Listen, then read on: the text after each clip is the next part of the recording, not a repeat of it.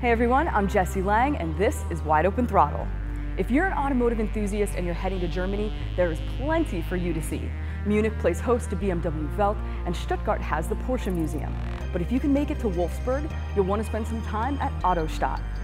The growing automotive museum features the entire Volkswagen group, and now that Porsche is joining the fold, it's getting its own pavilion. Housed under a roof that mimics the silhouette of the 911, the Porsche Pavilion showcases 25 vehicles from the company's history. From the 1948 Porsche 356 through the latest models in the automaker's catalog, and invites vintage car fans to come look at the classic models that occupy 1,400 square meters of floor space. And in other Porsche news, Motor Trend's associate editor Mike Febbo recently had the chance to check out the 2013 Boxster S and has more. Thanks, Jessi. We're here at Barber Motorsports Park to check out Porsche's new 2013 Boxster S. This is the first time the Boxster has been all new since it was first launched in 1996. Although this car has gotten bigger, heavier, more luxurious, it's still more efficient than the car it replaces.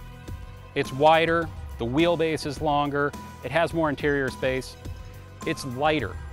Porsche says that if they would have taken a 2012 Boxster and just updated it to these specs, it would have been 116 pounds heavier. But thanks to the use of aluminum, magnesium, and high-strength steel, this car is 77 pounds lighter than the outgoing model. We spent the whole morning tracking this thing and finding out what it was like really driving it hard.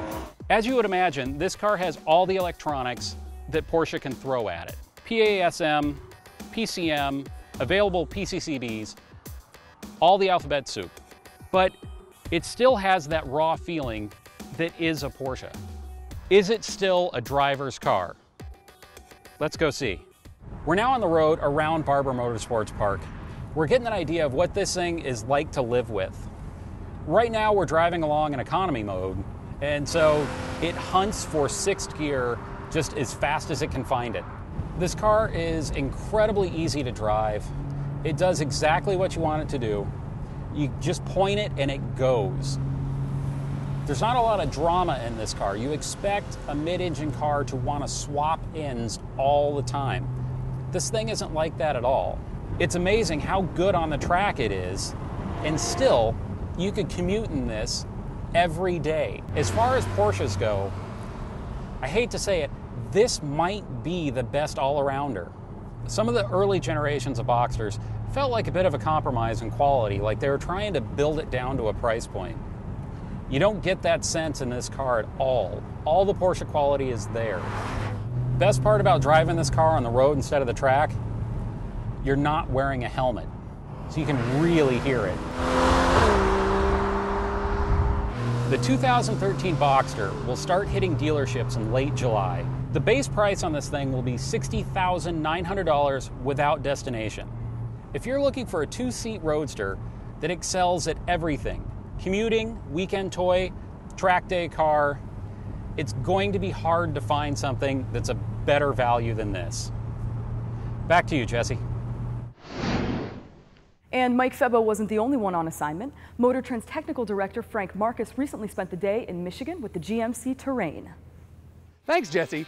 I'm here in Milford, Michigan at the General Motors Proving Grounds where we just got done testing the new GMC Terrain 3.6 liter. That's the big news for 2013. We've got the Cadillac CTS's 3.6 liter direct injected V6 in here with 301 horsepower and 272 pound-feet of torque.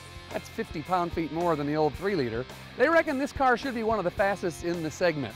So to find out, we brought along a Kia Sorento SX, which is another of the quickest in the class. We just ran them both here at the Black Lake at Milford Proving Ground, and sure enough, this one put the Kia on the trailer. Performance-wise, there's no comparison. The burly GMC runs away from the Kia in a straight line, hitting the quarter mile in 15.2 seconds at 92.2 miles per hour. 0.6 of a second and 2 miles per hour ahead of the Sorento. The Terrain drove around the course with greater ease, and its stronger acceleration shortened its lap time to 28.4 seconds from the Kia's 28.7, despite the fact that the Kia generates more lateral grip, 0.78 G versus 0.76. The Kia, however, has a little bit savvier interior package, a little shorter on the outside, but a little more space inside. So by and large, I'm pretty impressed with the new Terrain Denali here. The big engine is a great addition to the lineup, and of course you can still get the 4-cylinder for those people who are interested in the fuel economy, even with the Denali. That's it from the General Motors Proving Grounds. Back to you, Jessi. That's it for this week's edition of Wide Open Throttle. I'm Jessi Lang, and I'll see you next week.